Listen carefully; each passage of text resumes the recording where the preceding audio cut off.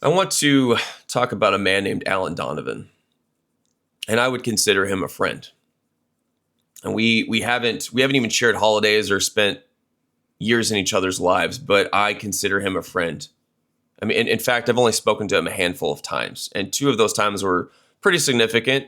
It was when he interviewed me on his Instagram page, Fathers Lives Matter. It was back in 2020. But here's the thing: you don't need years of proximity to recognize a man's character. You don't. You only need to see what a man is willing to stand up for and what it cost him to do it. And that is how I know what kind of man Alan is.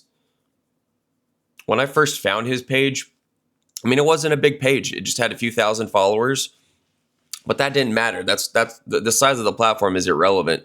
Well, it is relevant for what I'm about to say later on, but it there weren't a lot of resources for fathers, single dads that are going through the family court system and dealing with all of that. There wasn't a lot of that out there, but he provided a platform, and he was willing to talk about it.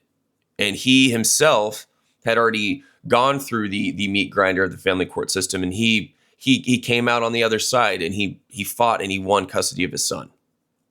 And any father who takes that road, who takes that path, they know exactly what it demands. Men do not choose that fight casually. They don't. They choose it because they love their children.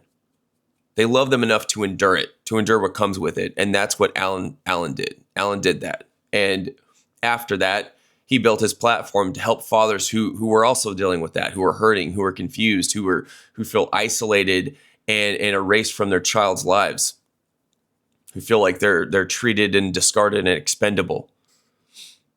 And that choice that he made, it comes with consequences. It does, because men who speak honestly about the family court system, they don't get celebrated by a lot of people. They get criticized and misrepresented and attacked. And Alan, he understood that, and he kept going anyway. And so in 2020, he invited me onto his platform twice. And he gave me the room to tell my story. He didn't try to steer it in any direction or make it about himself. He listened intently and carefully and just let the conversation play out the way it was supposed to, and let it stay where it needed to stay. And that mattered to me, and it still does. And then 5 years later, we reconnect over direct message. I had been off of social media for quite a few years, and then I got back on Instagram and started refollowing him. And quite a few months ago, he had to go to the hospital a few times and had some issues. And turns out he has brain cancer. He has very aggressive brain cancer, and he knows exactly what that means.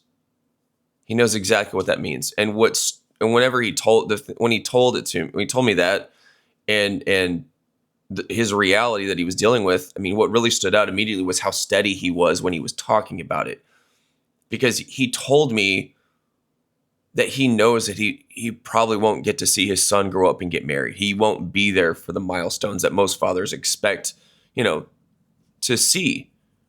So he's already faced that reality. So he's doing what good fathers do, which is he's preparing. Alan has already planned his funeral so that his son won't have to shoulder that responsibility when the time comes.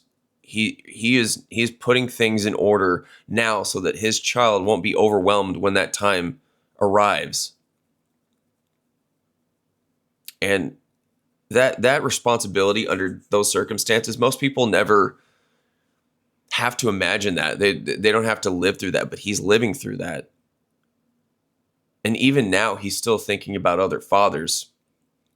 The page is still going. He's still encouraging men who are struggling. He's still standing in a space that draws hostility. And why I said earlier, so he had a few thousand followers. Now he's amassed over 280,000 followers on his Instagram account.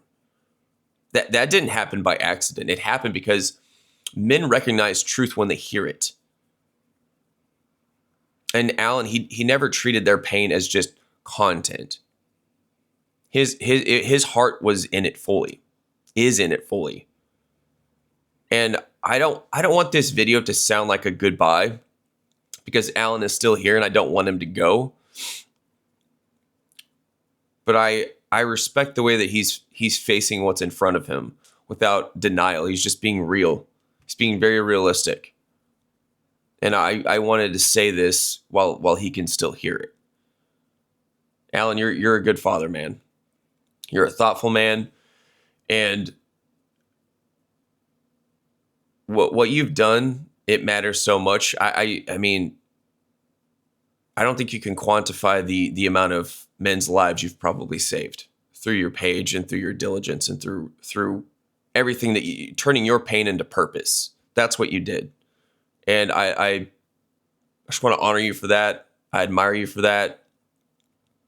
And that also fueled me to want to start my page to help fathers as well.